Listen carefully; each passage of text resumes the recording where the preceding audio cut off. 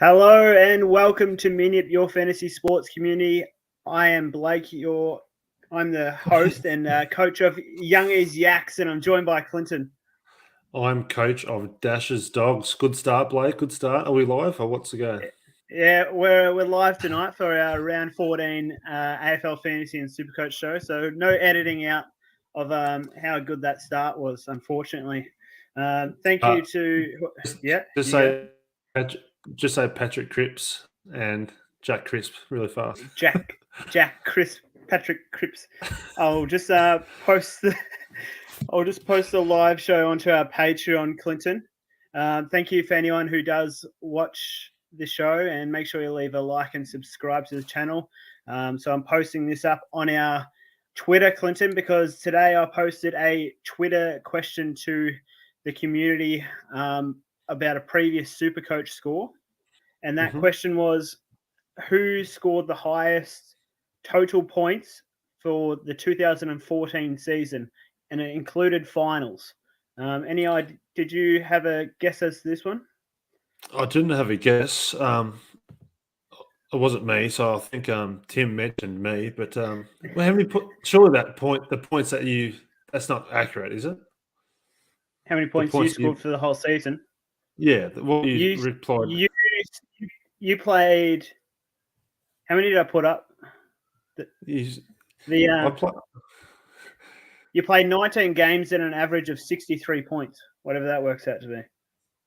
Yeah, so you put up like 300 points for the year. Oh, sorry, mate. Stitched you up. You made me look like I scored like 10 points a game. And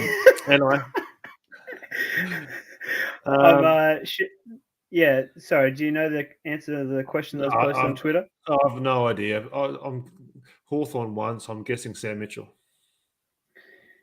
It was a Geelong player. Okay. Let's go and the with answer, Patrick Dangerfield. Danger? No, in 2014, it was Joel Selwood. Oh, okay, sorry, yep. Okay. Did someone get the correct answer?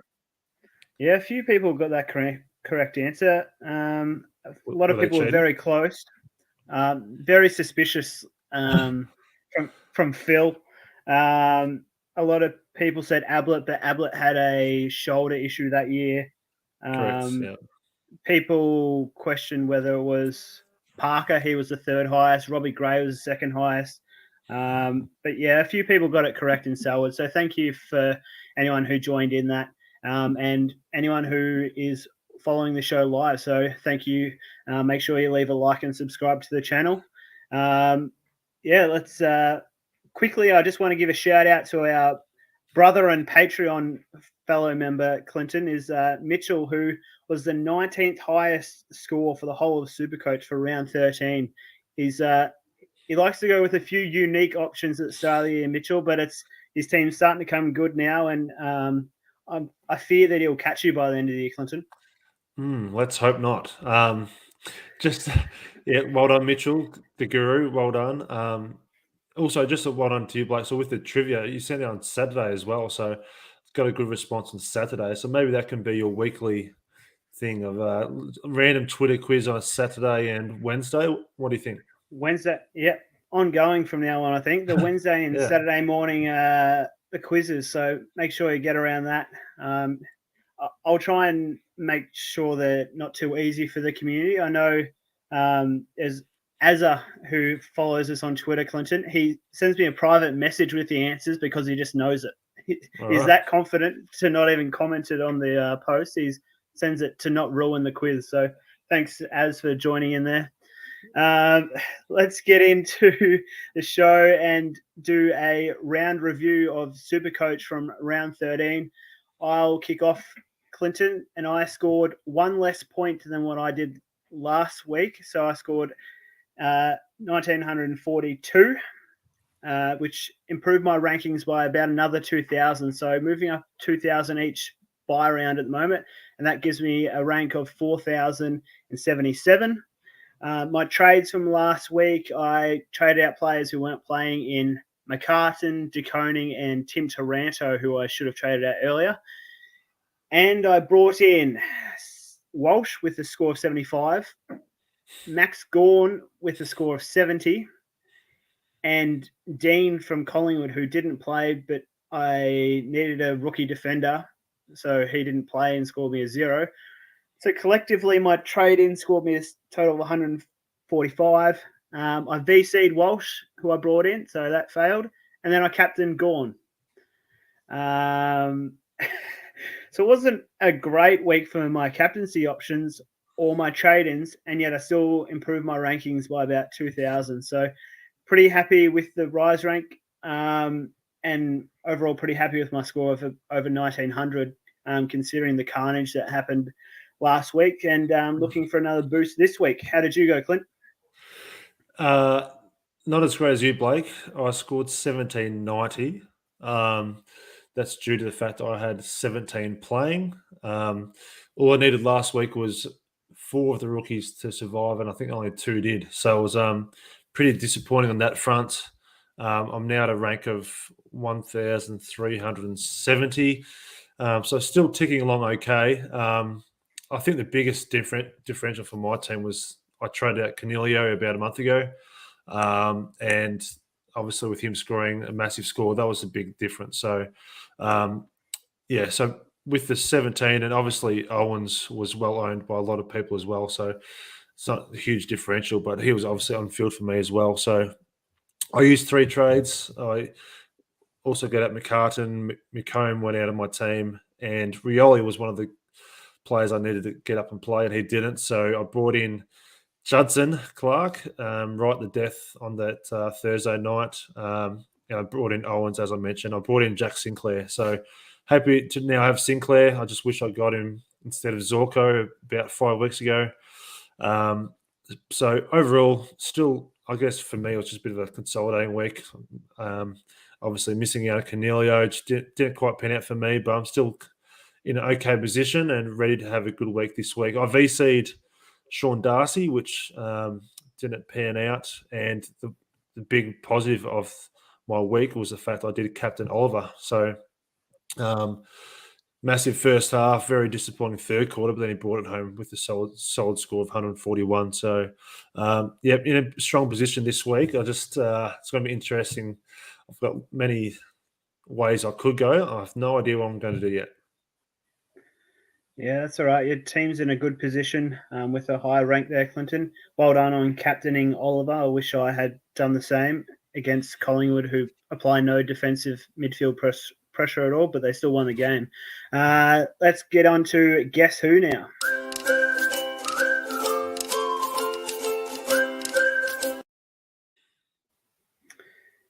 Guess Who from last week, Clinton, was a player who I brought into my side in Sam Walsh.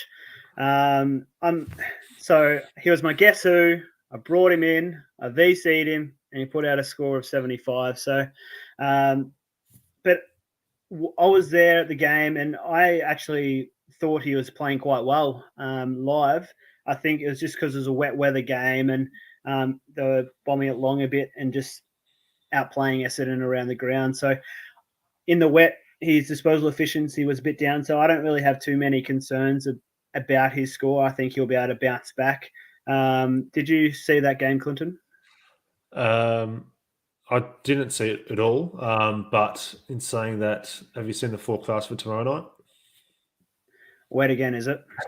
It is, but I think he's one of those players. It just didn't go his way last week, but he's a player that is right on that cusp of whether he's top 8 or not. So I think he's a good pick. Just didn't quite go your way on the weekend. It's just a bit like several players at the moment. Every player has a bit of a down game occasionally, and I expect him to big score this week. Yeah. This week's Guess Who for you, Clinton. People might be looking for another forward this week. This player has been averaging 120. Himmelberg is not correct. I knew you'd jump on that bait. I was fishing for it. Is it been averaging 120 across his last 3 matches? He has put up some big scores in previous seasons. In his next 3 games, he plays against West Coast and North Melbourne in those 3 matches. He's 490k and has a break even of. No, he is a big forward though. No, you've stumped me. Jeremy Cameron. I'm tempted almost to make a rule that I should be bringing in my Guess Who players because he's on my list of targets this week as a potential in, coming up against West Coast this week and then North Melbourne in a couple of weeks after that. I think he can put up some pretty big scores across the next three. I think throughout last year, he had issues with his body. I think watching him at the start of the year, I'm not sure if he got injured at the start of this year or not. I can't remember, but watching... I think he had hamstrings issues at the start, yeah. Yeah, maybe in the preseason, yeah. So I think watching him the last couple of times the last couple of games before their bye, he was just running around and he looked in great condition. So, yeah, I don't mind it, but will he enter my team? No. But he's one of those smokies that these are the types of players that our brother Mitchell would pick. It's just like one of those ones that if you get on and he'll kick 8 goals, yeah, it's just I wouldn't be surprised if he does score really well those next 3 weeks, but I'm not brave enough to do it. Yeah, let's get on to the bold predictions, Clinton. So, but just quickly, if you are watching the show live, make sure you leave a comment of questions for your team so we can cover that in the community questions. Bold predictions for last week.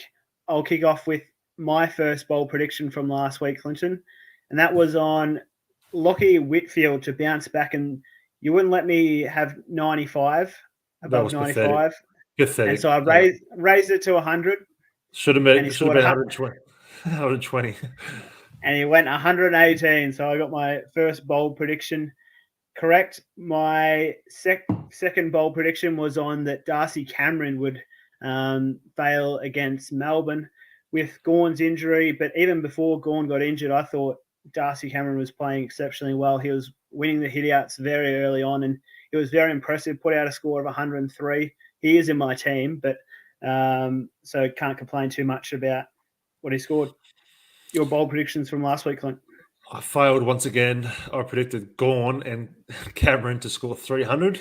It was made quite difficult when Max Gawn did his syndesmosis injury in the second quarter, and he had a Mike Tyson back injury, which didn't help either. And I predicted randomly Jaden Short to bounce back to his premium bests to score 130 plus. He didn't do that, but he still scored well. So,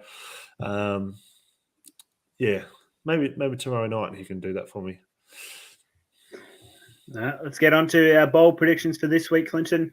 And my first bold prediction is that Walsh will bounce back and score 140 plus. I like that. He's not on my team, but I wouldn't want to put a Moz or anything on any player in the AFL. So that's up to other people if they do that. And I also like that number you gave because the 2 players that I actually have written down here 140 plus. So it wasn't predicted that we'd do this, but it was a plan, I should say. But I'm predicting the first one is Jack Macrae. He's obviously been a bit down at his best the last month. And for me, versus the Giants, this just smells like a Jack Macrae game when everyone's looking at VC and C options. I haven't heard anyone mention Jack Macrae this week. And,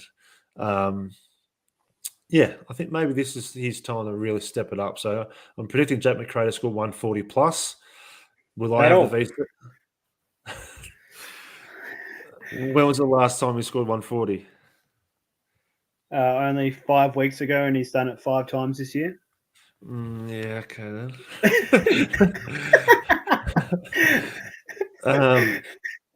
But his last 4 years, yeah. Oh, let's go 150. Just for you, I'll go to 150. Yep. Yeah. Thank you. The other player, I gave him a little whisper before. The Himmelberg. Just talking about him now quickly. Watching him last week, it's just like he looked like the best defender of the competition. Obviously, it was versus North Melbourne, but it was like he was just marking everything. It's like he was a natural defender who's been playing there for 10 years. So I actually think he's a very sneaky good option to bring in this week. We'll get to that later. I'm going 140 plus for Himmelberg versus the Bulldogs.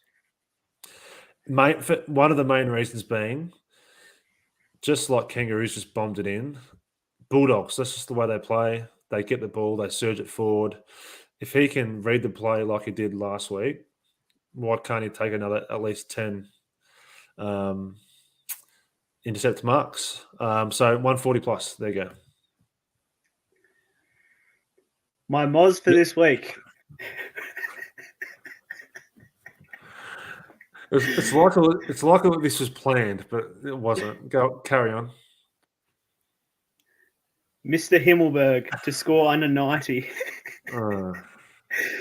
Well, it's possible. So coming off the back of playing against West Coast and North Melbourne in the last 2 games, it might have just been some inflated scores there. So I'm going to go Himmelberg to score under 90 this week. Okay. It's definitely possible, but... And that concludes our bold predictions for this week, Clinton. Let's get on to some... Hang on a second. Hang on. Just 1 sec. You spoke about Himmelberg, McRae and 140 plus. What's Himmelberg's average for the year? No idea, to be honest. His average... I can look it up. Is 80. And your bold prediction is that he's going to score less than 90. Is that really that bold, is it? I'll go below 80 if you want. Okay. Doesn't matter. Off the back of what he's done the last 2 weeks. Okay. All good. Whispers for this week, Clinton. Big whisper today. Yeah, I don't know if anyone's heard it, but Max Gawn is out for at least the next 3, and it could be out for up to 6. I saw mixed reports of how long he'll be out for, Clinton, but I think it actually makes the game a bit more interesting rather than everyone just having a set and forget strategy. It forces the Supercoach community to really think about what they're doing with their rucks, and it creates more strategy in the game, I think, when it's unlucky for... I obviously don't wish any injuries upon players, Clinton, but I think it makes Supercoach quite interesting when this kind of thing happens. So, yep, he's out. Must trade out, being at this stage of the year, in my opinion. And team news for tomorrow night for the Richmond and Carlton game. Tom Lynch is back in. Yep. Can I interrupt? Sorry. So with Max Gawn, I'm not sure if that's a correct answer, because there's pretty much 3 We'll come back to it. Okay. Carry on with your We'll come back to it. Then we'll get into the questions, and because a lot of our community are asking about Gawn, so we'll get back to that in a second. Tom Lynch is in for Richmond. Out is Dusty Martin, so very glad I didn't bring him in. Soldo is the other out. Sam Durden for his first game for Carlton is in. Marchbank and Chera are out. So I saw a few people were keen on Marchbank last week as a cheap option in defence, and just lock him in there. So unlucky for those who did bring him in. Obviously, the news with Bulldogs over the week, Bailey Smith will be out for a fair while. Cleary for Bulldogs won't be available for a selection this week due to COVID protocols. Josh Bruce is making a return via the VFL, as well as Lockie Hunter as well. Not really that Supercoach relevant, but it might be important for the Bulldogs forward line where they play Bontempelli and Dunkley. They might have some more midfield time if Bruce is coming back into the team. Yeah, it's real risk for my man Buku that's sitting on my back line at the moment. So it is relevant for other players, not necessarily bringing in Josh Bruce. Yep, that was the end of Whispers. Got any news for us, Clinton? Have I got any whispers? Yeah. No, well, you're the whisperer, and I haven't been trolling Twitter to see any whispers, so no, I don't know. Obviously, we always record Wednesday night, and yeah, I think come later in the week is when more mail comes through. So we'd be guessing.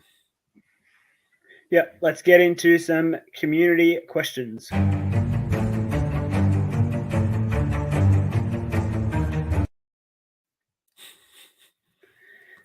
Always your favourite soundtrack there, our community questions, Clinton. Yeah. Let's cover Max Gawn, who I just said he was a must-trade out at this time of the year, Clinton. It really will be different for every Supercoach how they approach this strategy, whether they've got coverage there as an R3 or whether they can swing Tim English into the rucks, or what's your opinion on Max Gawn? Well, what you said before was quite interesting because in terms of the ruck line, I think a lot of people are eyeing off Tim English in the forward line.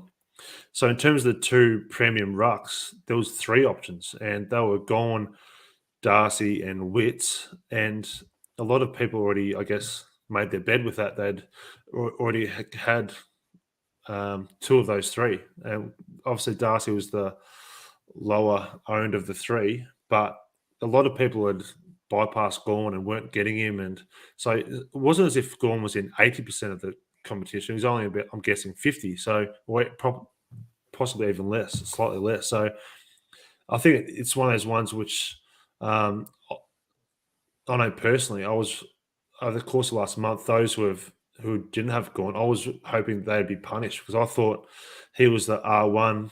He just wasn't quite informed the last month. So for owners like myself, it's quite disappointing because now it's, I think it's going to even make the teams more similar, if that makes sense. So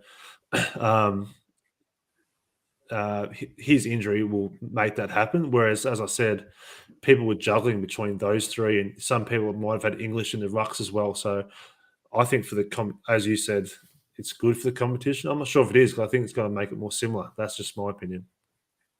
Gawn's currently in 55% of teams, and I imagine that's probably dropped about 5% since the news came out. I would say. Yeah, it's just one of those. I'm just seeing a lot of teams, and a lot of people are just already didn't have him in their team, and they had Witts and etc. So, yeah. Sean Darcy's only in 7% of teams. Yeah, well, as I said, in terms of the 3 premium options, those are the 3. Gawn's in the short term going to be out, so I think it's going to be making teams a lot more similar. So that's just my opinion. But you agree that he is a must trade out? Yes, and the question about how long he's going to be out for, nobody knows. So I think every injury like that, it could be 7 or 8 weeks. I know Zach Merrin and Sam Walsh came back really quickly from their injuries, but not too long ago, that type of injury was 2 to 3 months. So it's going to be interesting. And depending on how Melbourne goes, maybe they won't rush him back as quick as that. So definite trade, unfortunately. Talking to a friend today, he was thinking about bringing in Luke Jackson, who takes the number 1 ruck position now. What are your thoughts on that? I must admit, the first thing I did when I heard the news was I went onto Supercoach to check Luke Jackson's price. Obviously, they're on a buy this week anyway. But I think over the court, it's just one of those things. How long do you think Gawn will be out? And if it is 6 weeks, Jackson would be appealing. But the reality being, a lot of people have near premium teams, a lot of Bulldogs players down there. So if everyone's going or thinking about Himmelberg this week, I dare say Luke Jackson will be a similar thought next week. But by that stage, I'm not sure how many people will be wanting a player like that. But if you're a bit behind the 8 ball, you need a forward, cheaper, good option. I wouldn't hate it, but I'm not. I don't think I need him. Especially if you had Teakle as a R3 and he gets a game this week, that could be a good option. Bit of self-promotion from our brother here in the comments. Next question was, last week I asked about the impact of Fife coming into the team. Brayshaw still put out a score of 135. Sean Darcy scored 91. Fife himself scored 83. Will Brodie only scored 82. Any concern for Will Brodie's role going forward? I'm not concerned for his role. His role stayed the same. It's just, maybe each week Fife slowly plays more midfield minutes. So maybe it's a slow build for him in terms of the midfield. Brodie is an interesting one. He's 560k. The question now is it's going to be one of those decisions that in a month's time or 6 weeks' time, similar to the Canelio one, it's regret either way. And right now, I'm not completely against trading him out if that completely completes your team. I guess it comes down to trades in your team, and that's my biggest question because I need someone in my forward line to leave so I can send Bont down forward, for example. So my question is, for example, over the course of the next month, how much does Brodie score compared to someone like Callum Mills? So that's just in terms of me completing my team, but it all comes down to trades, and I'm very much on the fence on this one. I wouldn't hate it if people move him on, and it all depends this week if you have 18 players or not. If you currently only have 17, and if you're looking at your team, you don't really want to trade out players. If you need someone to trade out, my question would be, would you trade out Brodie or Darcy Cameron? And right now, you'd probably be leaning towards. I know not everyone owns both, but for example, that's what I'm considering. And if you were to trade out one of them, you'd argue to keep Cameron instead of Brodie. So it's an interesting one. To be honest, before the Max Gawn news came out, I had traded out Will Brodie to another forward because I did have 17. But obviously, with the Gawn news now, he will be coming out of my team. Yeah. Let's discuss some GWS players, Clinton. After the last two games against Eagles and North Melbourne, I think Bruce will return to the side this week. B, was it the worst trade of the year getting rid of Canelio when we did it? C, is Whitfield back and on everyone's radar now? And D, which you've already answered, my question was Himmelberg's scoring inflated over the last 2 weeks? On Canelio, or in terms of A, yes, I probably do agree that Bruce comes back.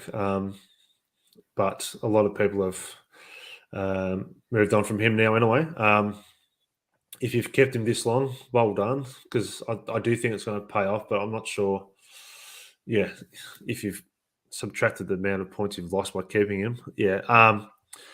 Canelio is an interesting one. They were playing, who are they playing? Kangaroos. I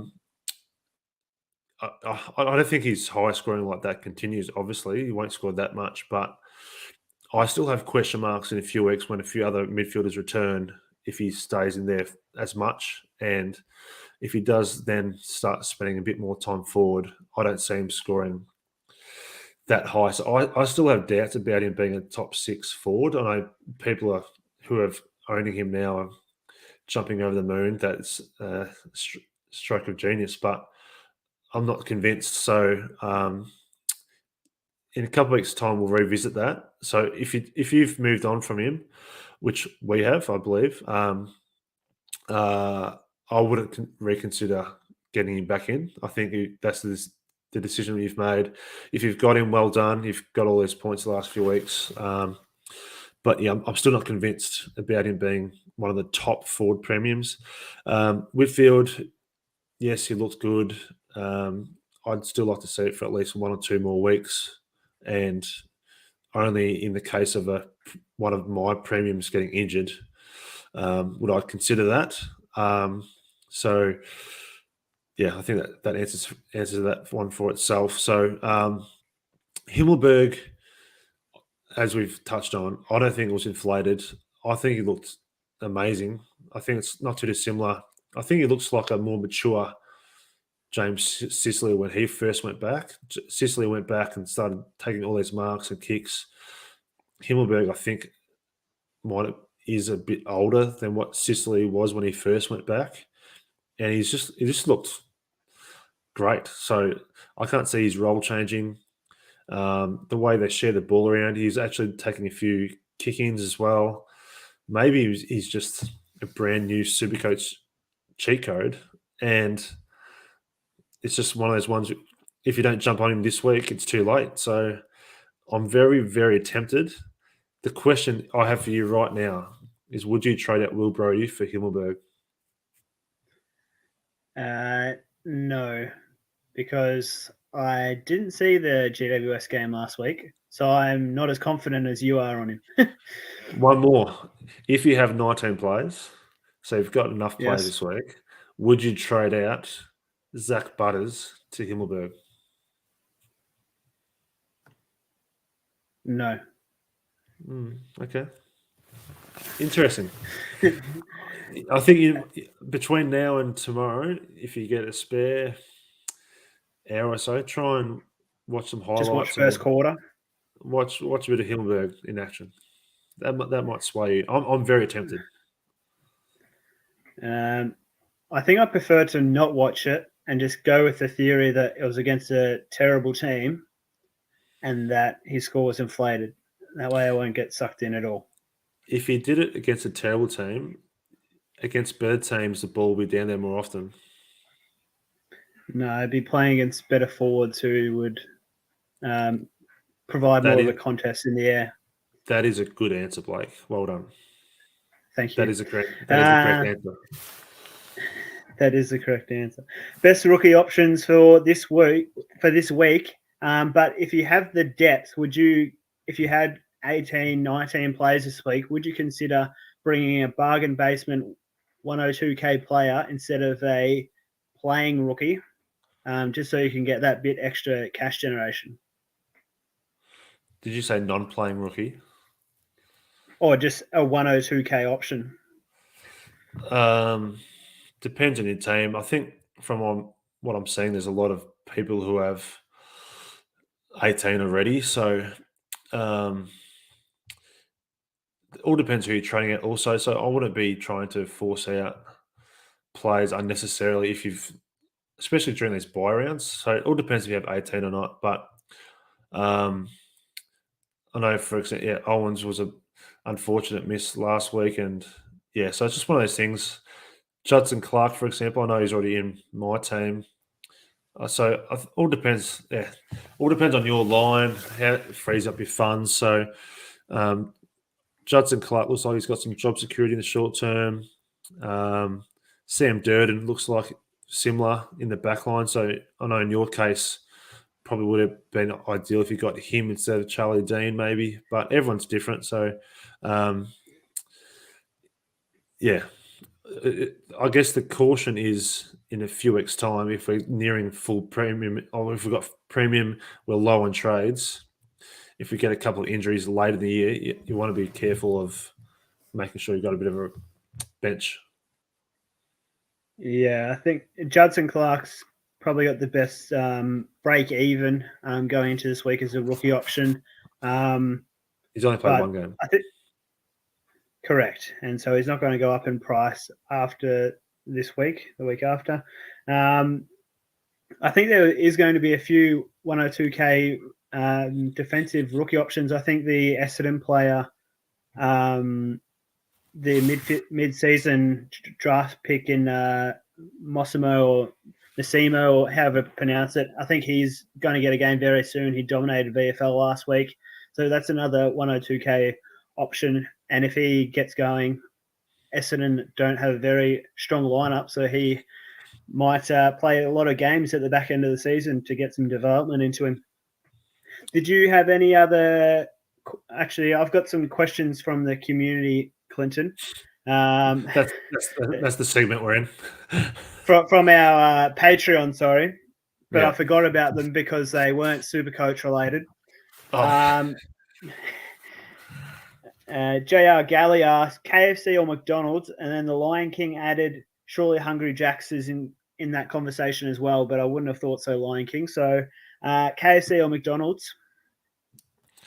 Well, it's interesting. I'm not the biggest Macca's person, to be honest. My order would be KFC, Hungry Jack's, McDonald's. No, you're crazy. I'm not crazy. And then Red Rooster. Yeah, don't mind flavour roll. Yeah. Uh, from Az, when is Manscaped sponsoring the show? Well, it's a very good question, Blake. I see it everywhere. So maybe we just need more subscribers and more likes on this channel, and then we could be promoting Manscaped. I'm looking forward to seeing how you promote that. Yes. Caleb asked about Whitfield and Himmelberg, so thank you. We've covered that, and there was a few questions in there about Gorn, so we've covered that. That was all from community questions. Clinton, anything? Yep, yeah, I'm sure you've got something to add. No, it just looks like you're that desperate to get Manscaped on board that you're growing a pretty scraggy beard. So they look at they watch the YouTube channel so they can. There you go. Yeah, any kind of shaving sponsorship would be great. Okay. Was that all you had to add? That's all I had. Yeah. Oh, okay. No worries. What about VC and C though, and our trades? Yeah, we can discuss our trade plans now.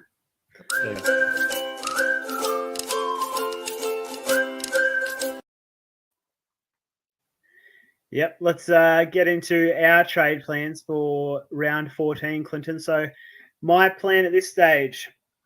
So, I've got 7 trades without doing any trades. I'm planning on using all 3 of them this week and leaving me with 4 for the run home. So, I'm going to be trading out Gorn,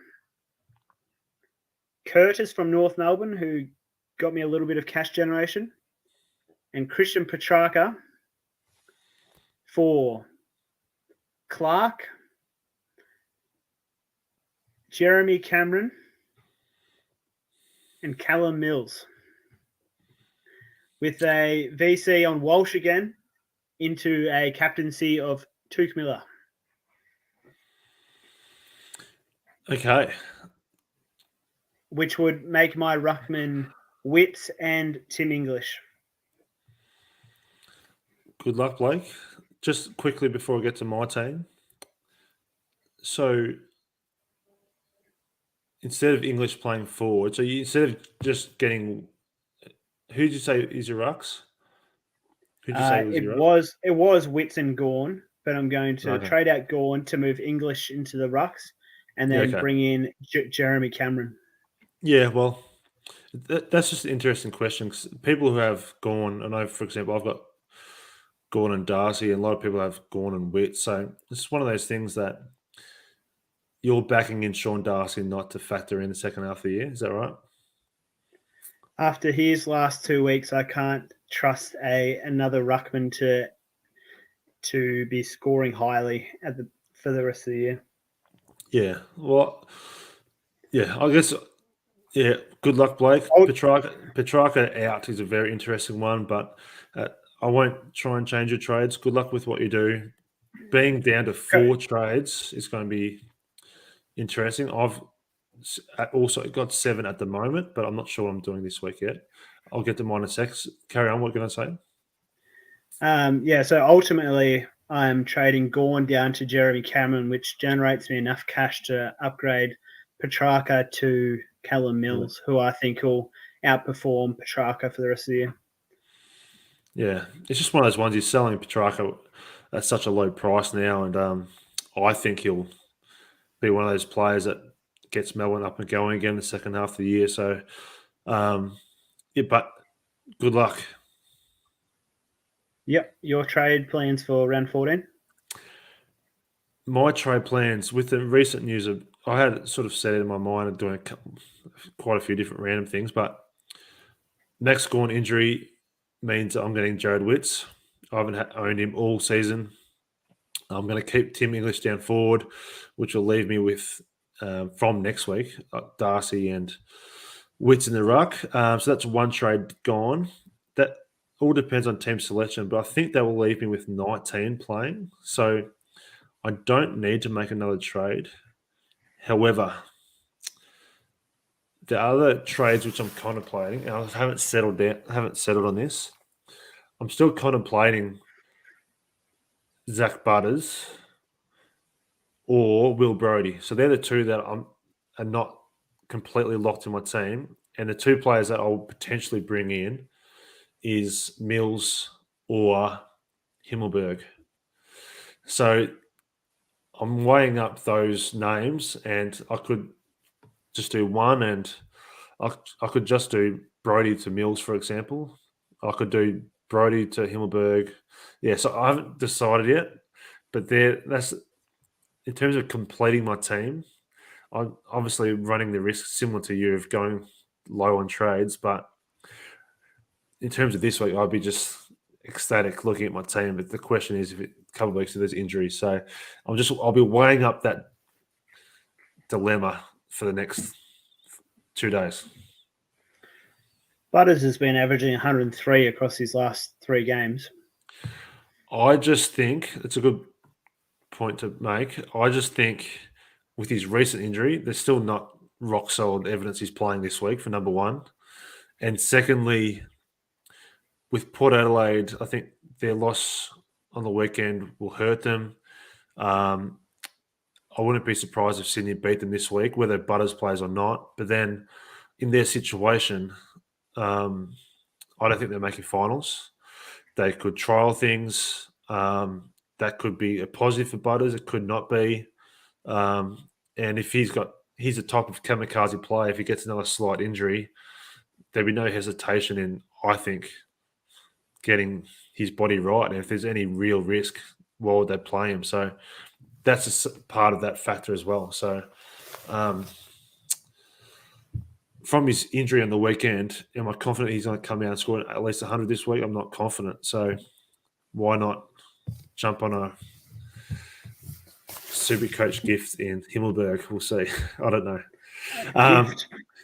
Well, I've got this feeling. I've got this feeling that I wouldn't be surprised if he scores another massive score this week, and everyone thinks, why did not we get him?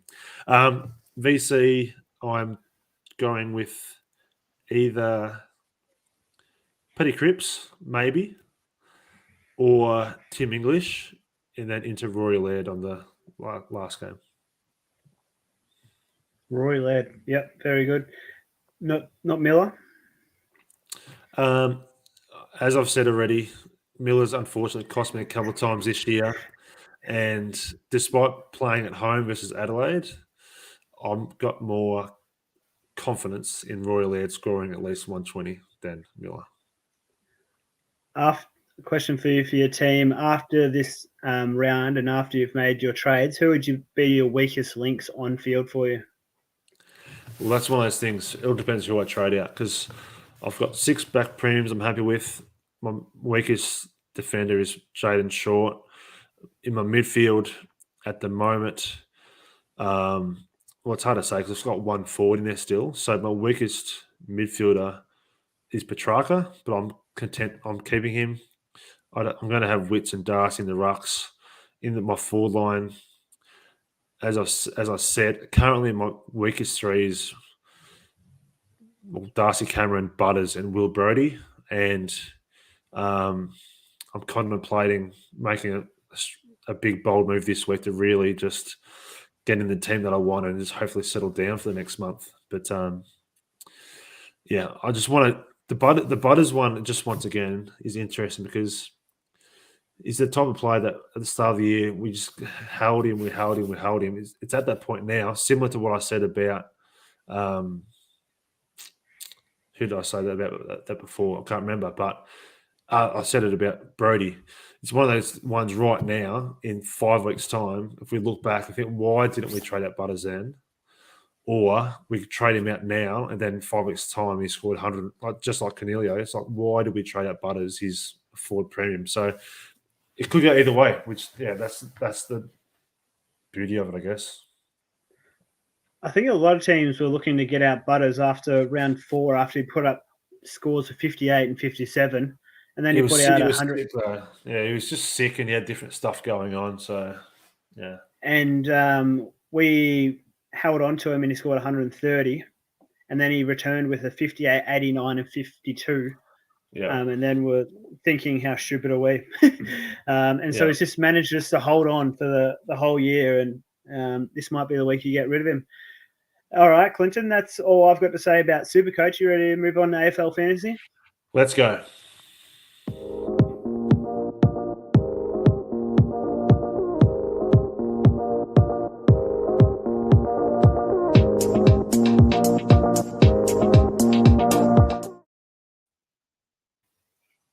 I really don't like this switch from Supercoach to AFL Fantasy. This little clip. I don't want to pretend like we haven't been here for the last 45 minutes, but I also want to transition into the next segment. So I'll work on that going forward, Clinton. Good luck. Let's get into a round review of round 13 for AFL Fantasy. To be honest, I don't want to talk about AFL Fantasy too much after what happened last week to me. I scored 1,574. I took a massive overall ranking hit. I'm now 6,185. My trade-ins weren't that bad. I traded in Merritt, Teakle, and Walsh. Merritt scored 88 and Walsh 91. So not too bad, but I would have preferred them being higher, bring in premiums. I traded out Bailey Smith, who had to go, Witts, and Greg Clark, who was my weakest link going forward. So overall, would have preferred them to go better. But the thing that really let me down again was my captaincy. I VC'd Merritt, who I didn't choose to follow through with, who only 88, but it would have been better than Max Gorn's score of 67. I only had 18 on the field, and so I copped a fair few low scores there. So not a great week for the Yaks, Clinton. Yeah, it's not ideal. I didn't fare much better. I'm just trying to look at my team quickly to make sure who I VC'd and seed. So I scored 1,600, not much better. I fielded 18. However, as part of that 18, Owens got knocked out for 11. Corey Durden scored 30. So automatically that's no good because there's a lot of people who had at least 18. So I think that was the biggest factor for me. My trades, I took out McCartan. I eventually got rid of Bruce and I took out Bailey Smith. And I brought in Judson Clark. And I went big on a couple of premiums. I was tossing up a couple, like I think I mentioned Merritt and Whitfield. But I'd end up going Sam Walsh and Josh Kelly. So quite annoying that what happened was I actually VC'd and seeded them both. So I VC'd Walsh. He only scored 91. I had a lot of confidence in Josh Kelly, and from 2 minutes in, I knew he was copying the hard tag. So I knew it was, and I had the C on him. So I thought it could have been a lot worse, but he sort of saved the day late with a pretty good last quarter, I believe. So for him to score 95 was sort of okay in the end because, it wasn't looking good there for a long time, especially that Turner was on him just absolutely everywhere. So, disappointing, but hopefully my team's set up well for a big score this week. So all we can do across these buys is don't think about it in terms of just a 1 week isolation. It's a 3-week thing in fantasy. So hopefully this week I can catch up some of the ground that I lost on the weekend. So rank of 7,320. So on your heels, Blake. See how this week goes. Yep, let's get into our hits and misses from round 13.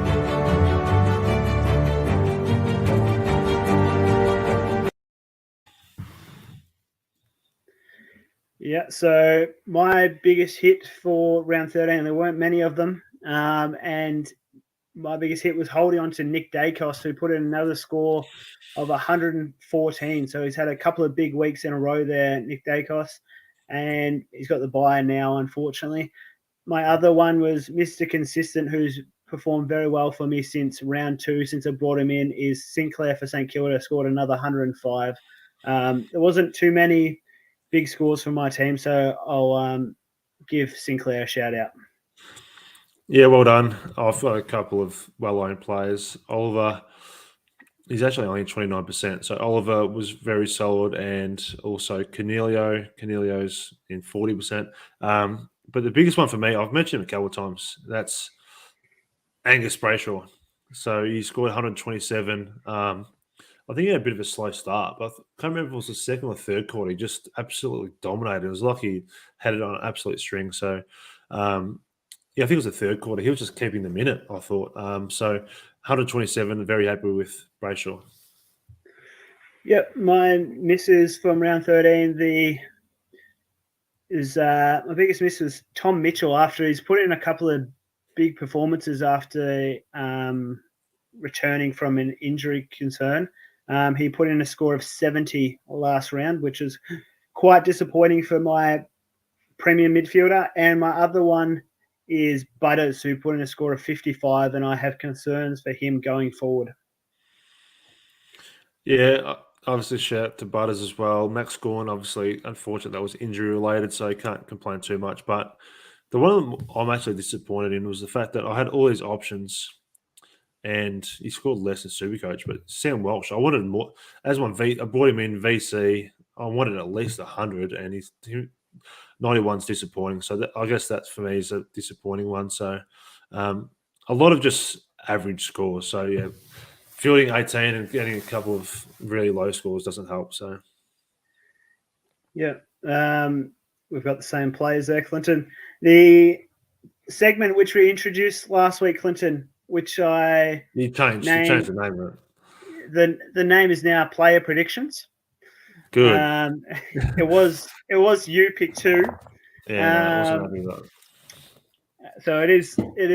There's no banner yet, but that's soon to come. We player predictions from last round. You put up the names of.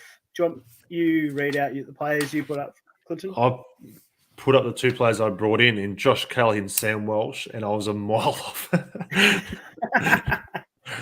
I think across the board, I'll just recap. Do you want me to do all 4? Or, yeah. So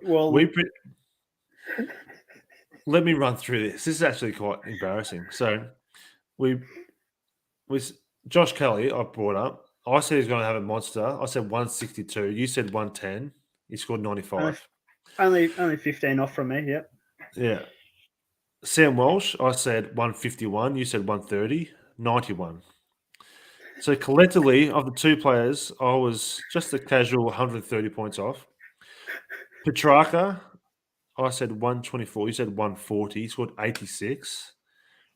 Max Gorn, I said 130. You said 170. And he scored 67. You're only 103 off. How? So we brought in a new segment, and we got nowhere near.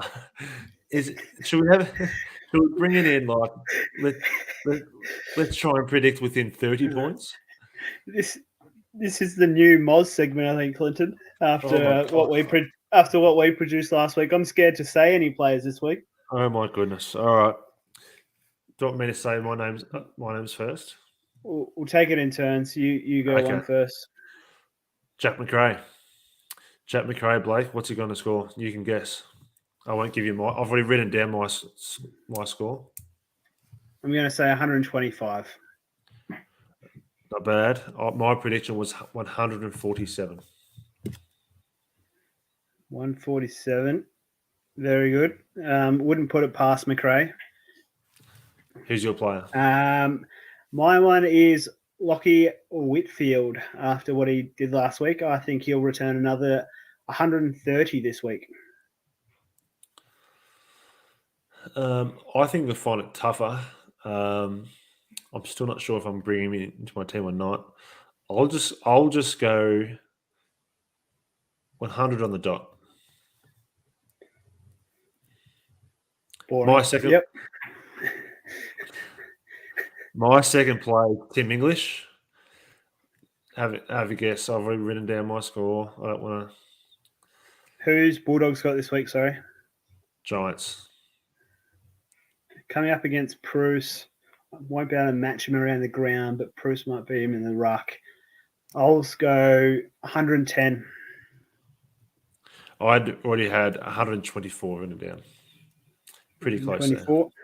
My final player, who is still in my team, who's been probably traded out by a lot of other teams, that's Nick Martin. I think he can put up a score of 110 this week. Versus? Doesn't really matter who Essendon's against, does it? They're against St Kilda. I don't want to put a Moz on him. That's where normally with last week and we've been promoting high scores, but I'm going to put a slight Moz on him. I'll say no, you can't moz a player. How could you? it's a slight Moz. I'll go 75. Wouldn't be surprised being an SM player letting me down. So it's a slight Moz. That's the end of our player prediction segment there, Clinton. Glad we got through that. Well, let's see how we moz them this week. Let's get into some community questions.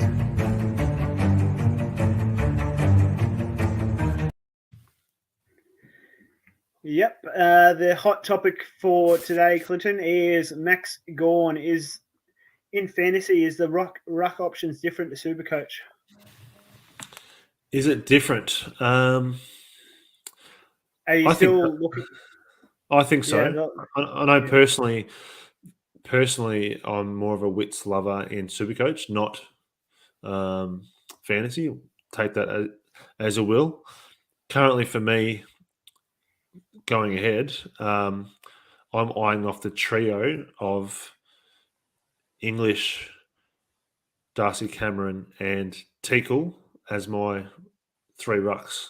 What are your thoughts on that? Mine is pretty similar. Okay, thanks for that detailed answer. I think just with how as I was planning ahead a few weeks ago, like you got to be careful of having too much money in your bench, and I think Tika will play whether it be this week or soon. I think you brought him in last week. Is that right? I did. Yeah, I'm bringing him in this week because I want to do it this week because not only does it free up a lot of cash, it's just I don't want to be stuck next week with having 3 rucks and then not being able to trade or make the most of that money, if that makes sense. So that's why I'm doing it this week with Teakle for sure. So I'm going Gawn all the way down to Teakle and then spreading out my money with my other trades. For fantasy options, I know we discussed it in Supercoach. Would you consider, if Teakle does play this week, consider Gawn down to Luke Jackson, putting Teakle on field instead of Jackson, and then hopefully Luke Jackson performs while in Gawn's absence? Would it be? I wouldn't do that this week. Melbourne have the bye. I think this is the week where you need to really set your team up, and next week Jackson could hurt himself at training. So I think the safest thing to do is to attack this week. And ideally, besides that Teakle move, you're getting as many players on field as possible, and you're having at least 19, 20, because I think we saw the risk last week in my team, for example. If you only have an 18 and there's an injury and someone puts in a dud score, you're well behind the 8 ball. So ideally, you're having 19, 20 players this week. Yeah. I mentioned him earlier, but Nick Dacos, after the last 2 scores he's put up of 114 and 109, do you think he could be a season-long keeper if you still got him in your team? Well, he's scored back-to-back tons, so I wouldn't trade him, and you just ride it until it stops. And so I traded him out quite a long time ago, I think. So, yeah, it's a good hold, and until he shows any signs of not being someone who could confidently give you at least around a 90 as a defender, should be at your last upgrade. So, if you're up to that stage and you have the capability to upgrade him, then maybe it is the right time, but not for me. I'm considering trading him out so that I can maximise my points for this week that he's got the bye. Yep. But Makes also, he would provide a lot of depth for the back end of the season if he's putting up scores like that, or and being able to loop him onto the field as well would be quite handy. A lot of teams should be getting pretty close to all premium team now, Clinton. would you try and bring in as many premium players as you can this week, even if you've got 17 or 18? Or would you try for maximum amount of players, like the get 20, 21 playing? I think it's proven that ideally you have 18, but yeah, it is ideal that you're getting those premium players in. You don't want to just be sitting there confidently with 21 players and brag about it, but then you have the likes of Corey Durden, or still have the likes of DeConing, or these types of players that are scoring anywhere between 30 and 50. So, yeah, everyone's slightly different, but ideally you are bringing in top line players, not just side swapping players to make sure you have players playing. So, yeah, I think hopefully that answers that question. I don't really have too many more questions from the community for AFL Fantasy, Clinton. We've covered off a lot of it for Supercoach wise. The main questions currently are regarding Max Gawn. Did you have anything further you want to add about fantasy before we get into our trade plans? No, not necessarily. Yeah, I think the biggest question is, when I'm considering my trades, and we're talking the likes of players like Himmelberg, right? So, not forgetting, there's still a long way of the season to go. I know everyone wants full premium, but you can still, instead of hypothetically getting a Bontempelli, or whether it's getting one of those types of premium forwards, Himmelberg at 600,000 is quite considerably cheaper, and he's got potential. And obviously, you'll put a Moz on him this week, but he's got potential to score quite well, and then that's still saving you a lot of money to then still set yourself up to make bigger premium moves in a few weeks' time. So it's one thing to say premium, but it's another thing to be really set in stone as like really full, like best players possible. So I think there's still potential to look at those types of players. I know, for example, with me in the backline as well, I could bring in any defender this week. Do I bring in Sam Doherty, or do I bring in Lockie Whitfield? So those are the types of dilemmas that everyone's probably facing around this time. And whether it's those players I just mentioned or different ones, that's the trick of the game. And it's about getting on the right players at the right time. And maybe it is the likes of Whitfield and Himmelberg instead of the top line premium. So it's interesting. Everyone's got different opinions. I'm definitely in that boat where I'm weighing up those dilemmas this week. Yeah, well, you've covered it a bit in my trade plans, Clinton. So let's get into what we're looking to do this week.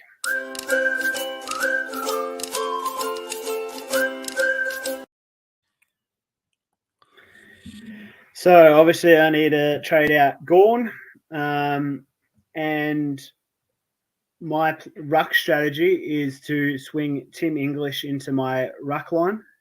So I'm going to trade out Max Gawn and then move English to the rucks, Nick Martin to the forward line, and bring in Tuke Miller, who I think he's got a very high last 3 game average, and he's ready to bounce back.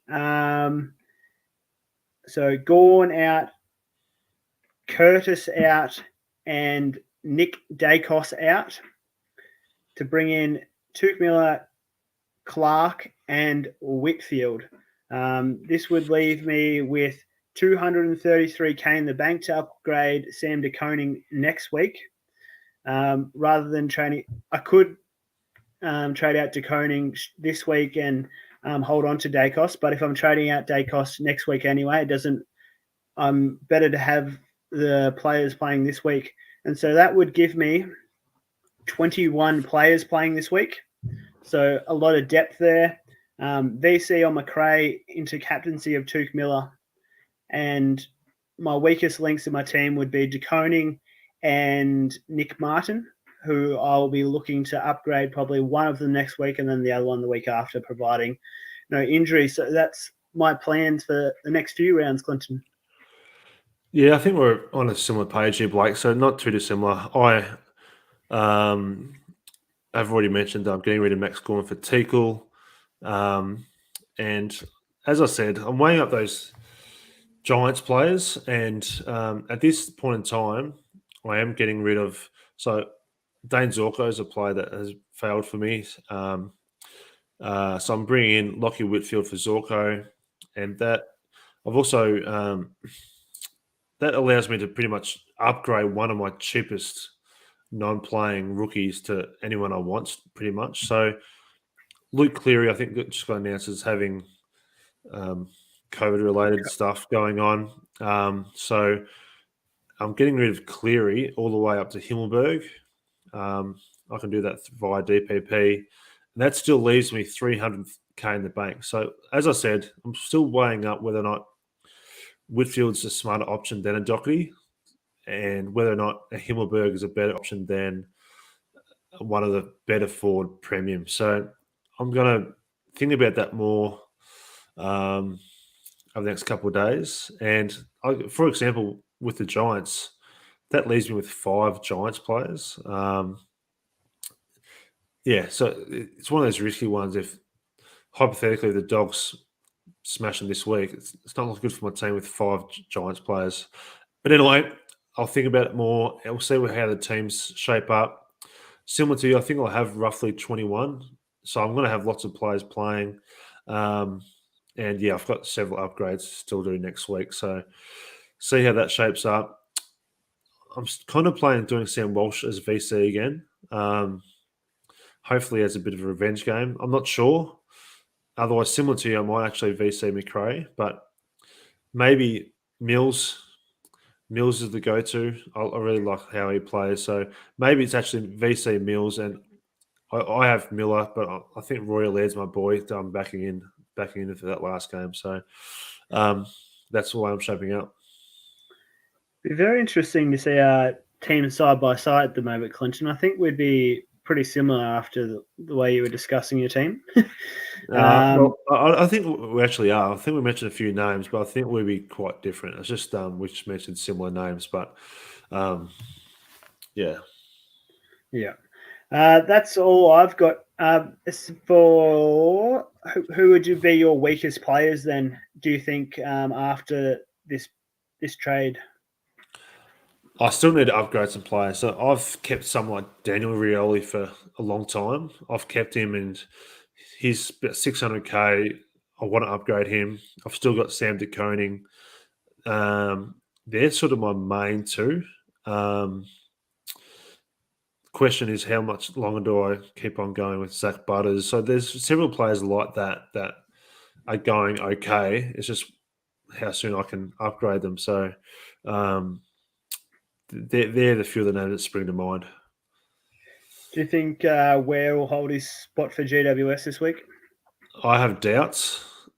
I think he still played all right, but obviously against the opposition, off the top of my head, I don't know if there's anyone else coming back in. So I hope he does, because he's in my team in both formats. How about Buku? There's a chance he holds on for one more week, but off the top of my head, did they lose last week? Before the bye, yes. Yeah, that's what I mean. Yeah, I think he's gone, whether it be this week or next. Yeah, I think they lost to Geelong when he should have tagged Tom Stewart out of the game early, but he didn't. Okay. Yep, that's all I've got for AFL Fantasy. Clinton, anything further to add before we wrap up?